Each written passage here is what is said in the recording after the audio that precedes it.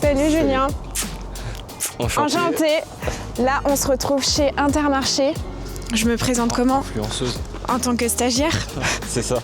Ça me va d'être stagiaire pour une journée. Aide-merch. En tant que, oui, je fais un vie ma vie. Ouais, aide-merch promotrice. Et promotrice. Promotrice. Ça passe, hein. Ouais, ça marche. Donc tous les matins, t'arrives et tu fais ton relevé. Donc là, l'objectif, c'est de vérifier que tes références, elles n'aient pas bougé, qu'elles soient bien là. Le prix, le prix, c'est voilà, une espèce de cohérence.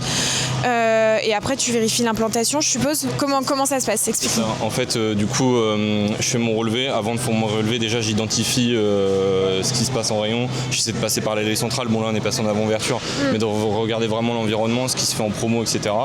Ensuite, je fais mon relevé. Et en fait, nous, chez Saint-Hubert, on relève l'ensemble de la catégorie margarine. Donc, je relève aussi les produits concurrents. Donc, ça te fait combien de produits à relever ? Enfin, juste pour avoir une... Là, ça en fait entre 30 et 40 à peu près, facile. Okay. Donc là, en ce moment, on a un tract qui est ouvert chez Intermarché, donc c'est mai 4. Donc les dates d'engagement, donc c'est du 20 février au 2 mars. Donc là, l'idée, c'est de s'assurer de la revente, en fait, tout simplement. Donc parfois, la responsable ou le responsable de rayon a déjà passé les engagements. Parfois, on peut le faire ensemble. Parfois, on peut pas le faire ensemble, aller au bureau. Donc moi, je prends les rotations et souvent la mécanique, je fais x2, x3 sur les volumes. Ouais, tu lui fais une recommandation. C'est ça, exactement. Ok. C'est ça. Toujours pour maximiser les volumes. Et en fait, le but, c'est aussi d'avoir la juste commande. C'est-à-dire qu'il ne faut pas que le client soit trop tanké et qu'il lui en reste pendant des semaines après et pas qu'il soit en rupture. Voilà. C'est assez difficile, ça, de trouver le juste milieu parce que j'imagine que toi, tu as tes objectifs, le magasin a ses objectifs aussi. C'est ça. Après, chez Saint-Hubert, on essaie d'être pertinent là-dessus, c'est-à-dire que on n'a pas un objectif, il faut faire vraiment plus de volume. Nous, l'idée, c'est vraiment d'accompagner et de faire la revente. Même si c'est un petit peu moins, vraiment, le but, c'est vraiment la juste commande.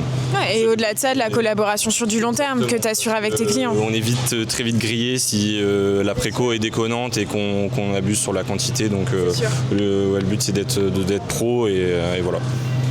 Le siège tourne beaucoup en magasin. Oui, donc moi j'ai ma chef, donc Nadia, qui vient avec moi à peu près une fois par mois. Donc l'idée c'est vraiment d'avoir une proximité et puis pouvoir monter en compétences en fait, tout simplement.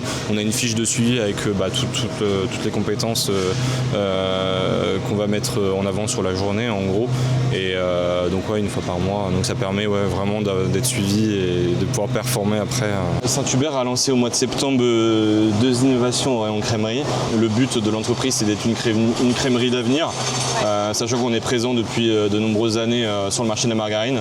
Donc le but, c'était d'aller challenger nos voisins sur ce marché-là. Donc on est venu avec 2 innos au rayon crème fraîche. Donc la première, c'est la 15% de matière grasse et la deuxième, c'est la 30% de matière grasse. Donc en fait, la plus-value de nos innos par rapport aux autres produits du rayon, c'est vraiment la texture. Donc on est venu vraiment avec une texture épaisse, et donc d'où son nom, Saint-Hubert épaisse. Un goût plus frais et des dates plus longues. Donc sans ajout de conservateurs, c'est vraiment une prouesse R&D. Il y a eu pas mal de recherches qui ont fait que le produit est sur 60 jours de date. Hop, Julien, tu vas un peu vite là. Tu parles beaucoup de végétal et t'as raison, mais t'oublies un point clé, l'équilibre avec le laitier. Parce que en réalité, la force de tes innovations, elle est là.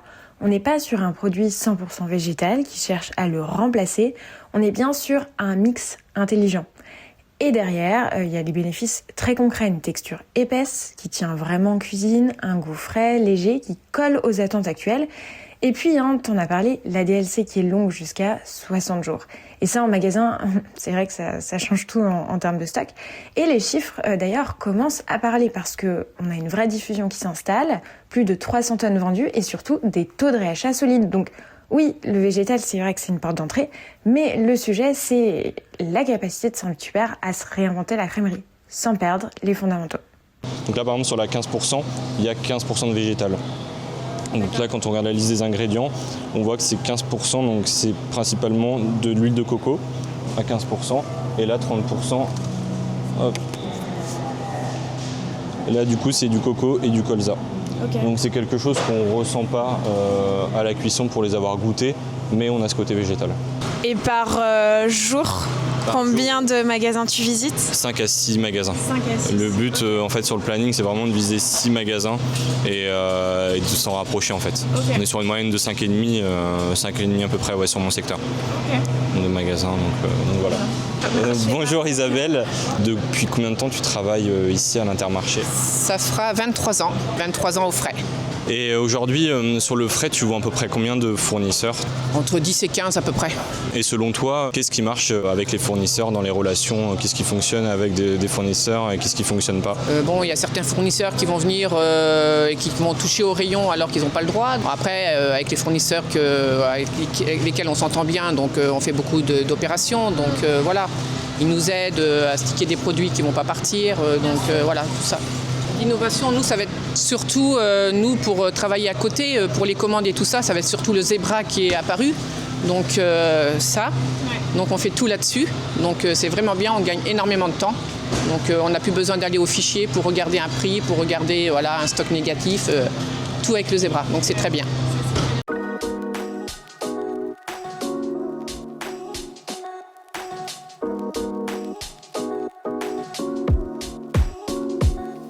Aujourd'hui, donc toi tu disais, tu as commencé sur le terrain en 2021, donc l'après-Covid, on est en 2026. Comment tu vois l'évolution du métier? Est-ce qu'il y a des choses que tu faisais en 2021 que tu ne fais plus? Qu'est-ce qui a changé en fait? Parce qu'on voit que la consommation elle bouge beaucoup quand même. Bah c'est ça, après moi je suis surtout un peu plus en avant-ouverture. Bah ouais. Les clients on peut plus systématiquement les voir sans rendez-vous.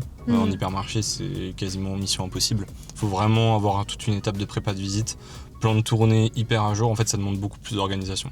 En tout cas, je passe du temps, d'où le fait qu'on a une journée de télétravail aussi. Pour avoir des contacts utiles, des visites utiles où tu vois tes clients. Complètement, sinon ça sert à rien. En fait, parfois, moi j'appelle ma chef, je lui dis bah écoute, là je suis dans 2 semaines, j'ai pas forcément beaucoup de rendez-vous. Si je lui dis je peux prendre 1 heure, 2 heures le matin pour prendre des rendez-vous, c'est ok quoi. Bah ouais.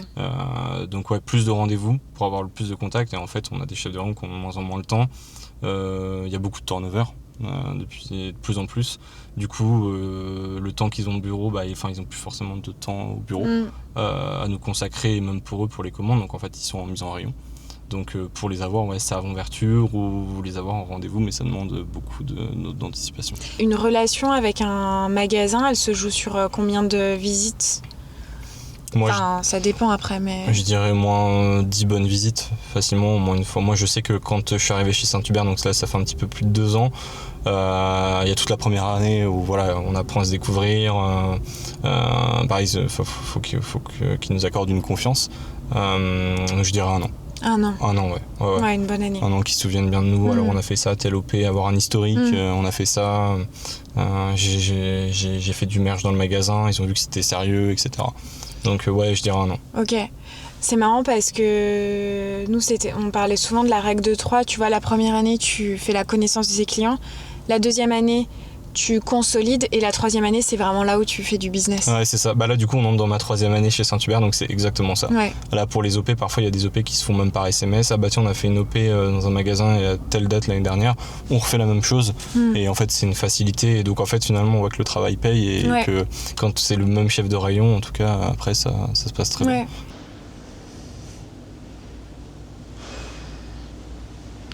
Voilà, je t'inscris. Il est énorme ce magasin.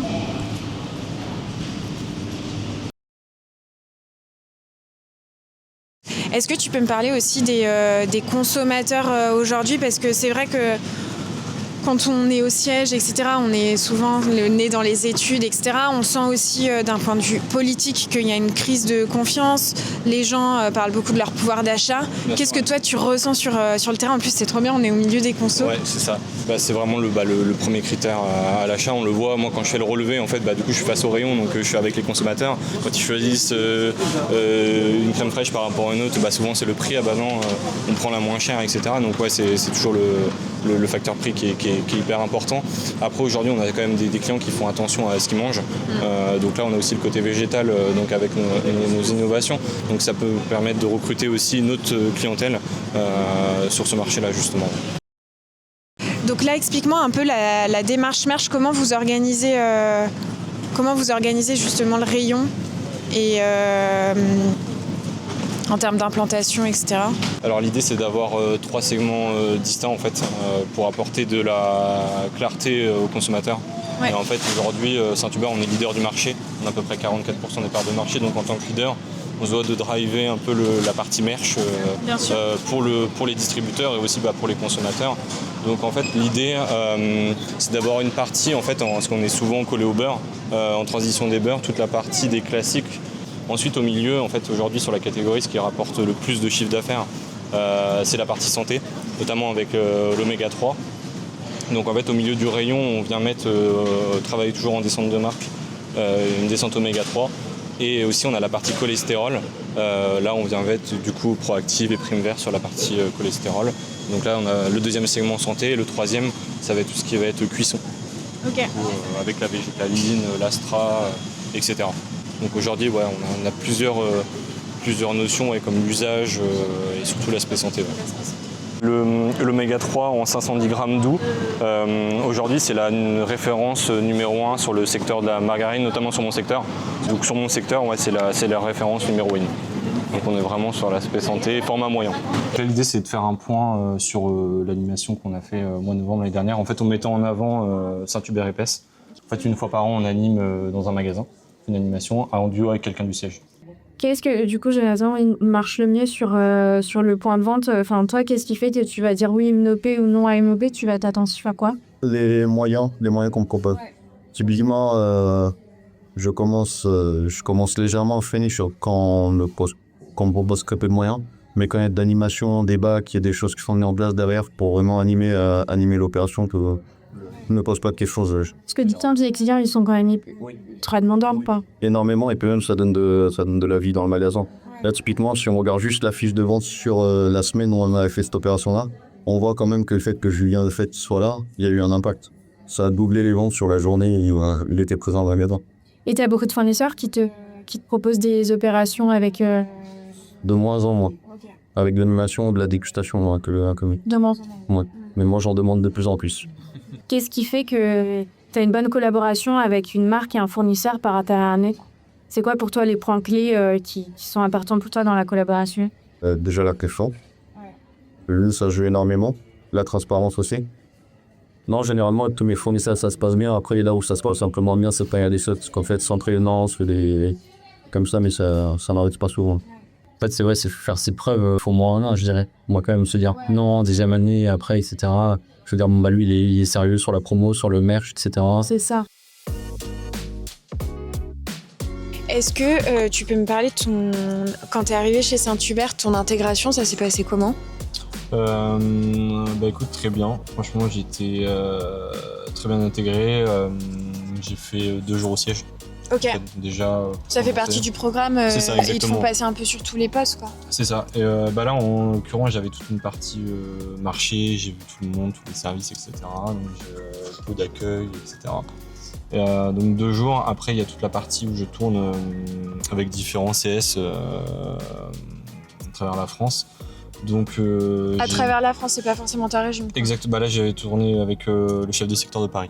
Ok. Alors que je suis sur la région nord-ouest, donc le but c'est bien de voir, parce que ça te permet de connaître aussi. C'est ça. Puis ça permet de tisser des liens parce que du coup, après, quand on se retrouve tout seul, tiens, je peux le rappeler. Au moins, j'ai tourné avec lui. Au moins, on a un premier contact, quoi. En fait, tout simplement. Puis au moins, on est un peu mieux intégré dans l'entreprise, je trouve.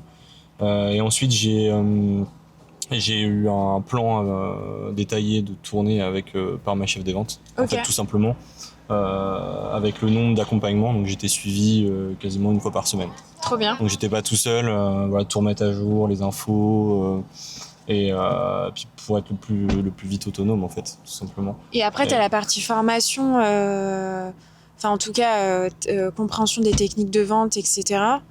Ça c'est plutôt ta chef des ventes, comment ça s'est déroulé sur la partie formation? C'est ça en fait, quand je tourne avec ma chef des ventes, en fait, il y a un cahier des charges à remplir, en gros, avec des compétences, etc.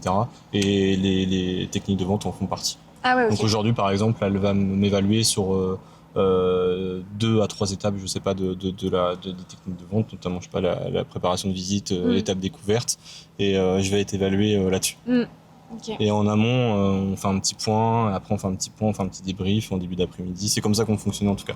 Et en plus de ça, sur la partie formation, on a des formations qui sont proposées par l'entreprise, donc à différents niveaux. On a la formation méthode et technique de vente module 1, donc là vraiment les bases. Les bases. Et là cette année au mois de juin, c'est ça. Découverte, déminage.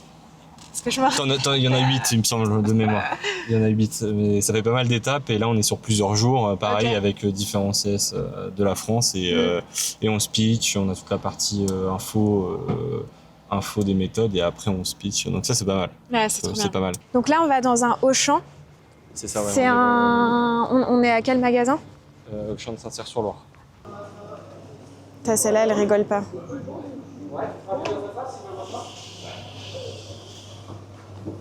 C'est trop beau. Ça te rappelle tes souvenirs? C'est clair.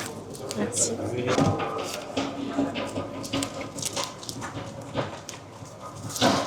Et Saint-Hubert, du coup, ça a été fondé en 1904. C'est quand même une vieille entreprise, quoi. Ça. Et une entreprise familiale, du coup? Ou pas? Ouais, à la base. À la base, ouais. C'est une entreprise familiale et en fait, ça vient de Nancy. D'accord. Et ouais, du coup, c'est une entreprise qui a traversé les époques, notamment la guerre. Ok. Bah guerre, oui, forcément. Elle s'est réinventée en distribuant du lait pour les enfants en fait, à l'école. D'accord. Donc en fait, ils ont réussi à se réinventer, etc. Ouais, donc quand tu as 120 ans, c'est énorme. Ouais. Donc 120 ans en 2024, c'était il y a 2 ans. 120 ans en 2024. Il reste celle-ci, c'est là. On est bon. Mais tu sais, moi, ce qui me fait bizarre dans les points de vente, c'est le fait qu'il n'y ait pas de musique. Ouais, il n'y a pas de... J'ai vécu une époque où il y avait un peu plus d'ambiance dans les points de vente. Est-ce que l'IA, pour toi, ça a changé quelque chose dans tes relevés de visite, dans la commande des promos? Parce que c'est vrai que dans l'actualité, tu vois, notamment LSA, Linéaire, etc., enfin, toute la presse professionnelle parle énormément de l'intelligence artificielle et à quel point ça va changer le point de vente. Même, me semble-t-il que Carrefour, sur sa stratégie 2030, a fait une collaboration avec Vision Group pour justement éviter les ruptures, automatiser les promos, etc. Toi, tu commences à voir certains changements de la part de tes... Je le vois notamment sur l'aspect promo et sur la revente des tracts. Okay. En fait, aujourd'hui, par exemple, chez Système U, on voit que, ils ont des précos déjà faites par l'IA, mais généralement, les responsables de rayon recheck derrière. En fait, ils regardent. Elle n'est pas encore fiable? Je sais pas si elle est fiable. J'ai vu quelques clients qui m'ont dit que c'était pas forcément fiable. Quand on a un track sur 2 semaines, la deuxième semaine il manquait. Souvent ça arrivait. Du coup, pour le moment, moi j'ai l'ensemble de mes clients qui regardent. Donc ils restent quand même attentifs à nos préco, on regarde ensemble.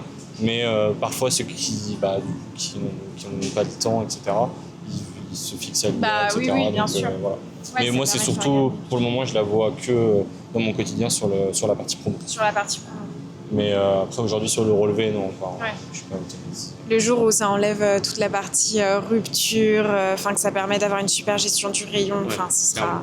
Après, je trouve qu'aujourd'hui, les rayons sont quand même bien gérés, avec les SMP, etc. Donc tout est bien calibré. Franchement, c'est... Voilà, on le voit. Oui. Franchement, il y a une rupture seulement, deux, c'est propre. Voilà la partie Marga. Donc là, ça suit plus ou moins notre coup. Ok. Donc là, on voit que là, on a la partie des classiques en transition des beurres.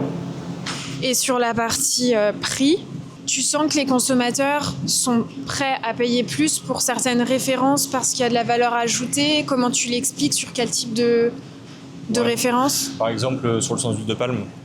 Ah oui. On peut voir qu'il y a une différence de prix par rapport avec une margarine avec palme. Et quelqu'un qui veut son sens d'huile de palme, Ils sont très sensibles sur ces sujets-là.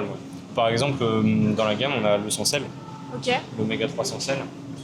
Du coup, en fait, l'entreprise a retravaillé tous les packaging de Saint-Hubert. Et l'idée, c'était aussi de mettre en avant les bénéfices produits. Donc là, on peut voir que c'est un oméga 3 sans sel. Donc on a refait un code couleur. C'était violet, mais du coup, ça prend aussi la barquette pour que ce soit visible en fond de rayon.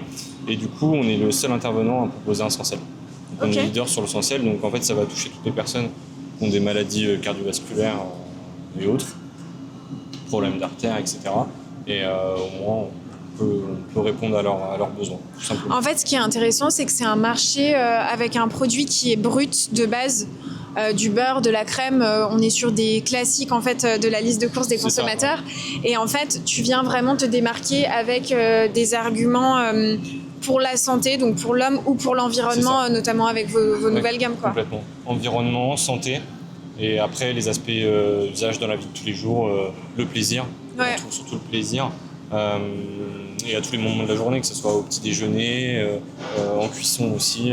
Vraiment le but, c'est vraiment de montrer que Saint-Hubert peut vous accompagner chaque moment de la journée, quoi, tout simplement. Et toi, quand tu es arrivé dans l'entreprise, tu connaissais toutes ces spécificités sur le beurre ou pas? Pas du tout. Absolument pas. Je connaissais Saint-Hubert Oméga 3, 41, mais non, sinon je connaissais pas du tout. Ça a changé ta façon de consommer du beurre? Oui, du coup, j'achète du beurre et de la margarine, j'ai les deux à la maison. Ok. Mais je savais pas aussi qu'on pouvait cuisiner avec. En fait, je savais. J'avais en tête que la margarine, c'était facile à tartiner, plus simple le matin, mais non, je l'utilisais pas en cuisson. En fait, aujourd'hui, on peut pas expliquer à tous nos consommateurs, même si on communique beaucoup sur nos produits. L'idée, c'est aussi de leur transmettre beaucoup d'informations via le packaging. Bah oui. Aujourd'hui, on retrouve quelqu'un qui prend notre produit. Déjà, il voit que c'est fabriqué en France. On a une seule usine qui est en France. On a le côté tartine, cuisson, pâtisserie. Et du coup, on a aussi la liste des ingrédients, ce qu'on trouve les choses classiques. Mais on remet aussi en avant le côté pâtisserie avec des visuels derrière. Ouais. Donc voilà, donc là, c'est avec notre dernier Zino 24. Donc là, on trouve l'original, avec le stickage d'usine aussi. L'idée, c'est aussi de recruter des consommateurs. Et le format 500 grammes qui est juste en haut. Lui est arrivé l'année dernière. Donc c'est aussi un produit qu'on met beaucoup en avant, notamment en pub télé. Il est en pub télé tout le mois de janvier. En plus de l'oméga 3, l'idée c'est de faire une pub sur l'oméga 3 et à la fin de la pub télé, d'avoir un petit rappel et retrouver aussi Saint-Hubert l'original. C'est ça. Le but c'est d'aller chercher des consommateurs un peu plus jeunes et pareil d'aller recruter des consommateurs de beurre avec cette nouveauté. Donc fin de la journée, on a fait 3 points de vente, donc Auchan, Carrefour et Inter. Ouais. Julien, merci beaucoup, c'était vraiment chouette cette journée. Ça faisait un moment que j'étais pas retournée sur le terrain, j'ai découvert plein de choses, autant sur la catégorie produits qui est très nouvelle pour moi, vos innovations et au-delà de ça, de remettre les pieds vraiment sur le carrelage et auprès des consos, c'est la vie, quoi. Faudrait qu'on le fasse tous. C'était avec plaisir. Merci beaucoup. Merci à toi. À bientôt. Au revoir.